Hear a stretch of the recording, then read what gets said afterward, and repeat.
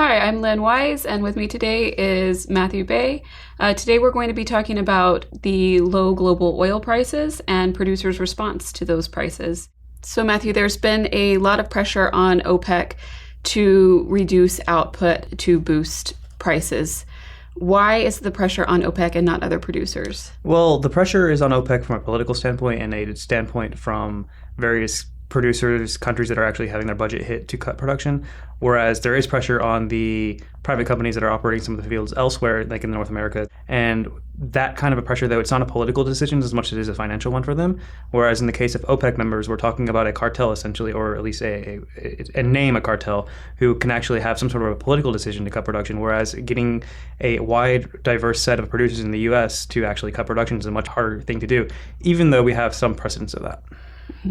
And OPEC has been successful in cutting production before, right, and has been willing to do that. Why are they so hesitant this time? So the other cuts that they've done recently, so if you look in the cuts that we did in 2008, the cuts that they did in 1998, they were always in kind of a big response to a demand shock. So in the late 1990s, the Asian financial crisis was a big hit. In the late 2000s, it was a big hit from the global financial crisis as well. So now we're actually seeing a structural shift in the supply side, which is a little bit different. So the actual way you address that's a little bit different. So now you have growing production in the United States over the last 4 or 5 years. That has actually changed the things to the point where OPEC actually can't necessarily cut production to achieve the same results, because it then just kind of kicks the can down the road and actually kind of subsidizes U.S. producers who will now see a higher price and they can keep on increasing their production. All of a sudden, OPEC is in a very similar position, say three years down the road. So what is OPEC's motive for keeping production so high?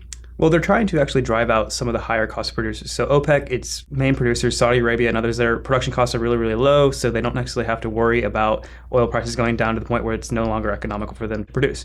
Whereas you look at some of the North Americans, some of the deep water offshore stuff elsewhere, it's a lot higher costs. So eventually, lower prices just make them uneconomical. So eventually, production will fall and they regain their market share, or at least maintain their market share. So it's a very long-term strategy. So that's the pain that they're feeling right now, but it's a strategy that they ultimately, or at least core OPEC members, so Saudi Arabia, UAE, Qatar, Kuwait, think is working in the long term. So they're going to maintain this position at least until they start to see U.S. production fall substantially.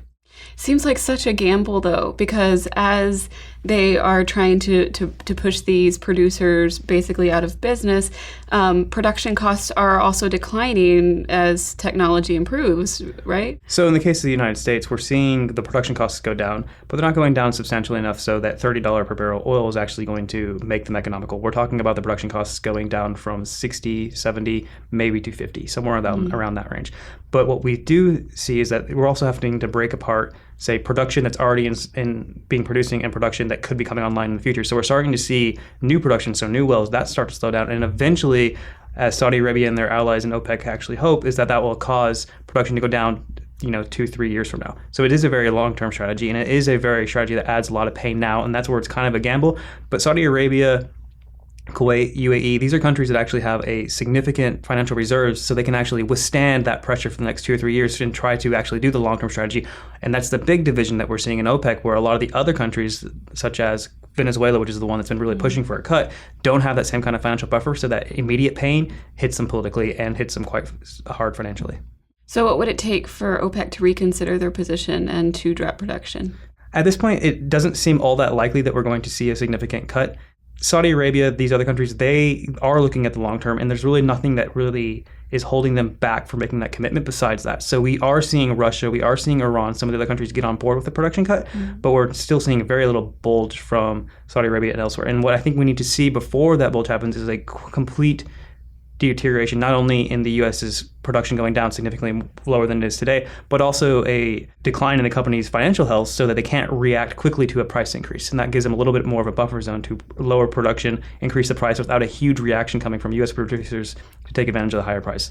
So it is a long-term strategy. It's working in their eyes, but it's very painful. Such a complicated picture. Thank you for shedding some light on it today. For more on global oil prices, please visit stratfor.com.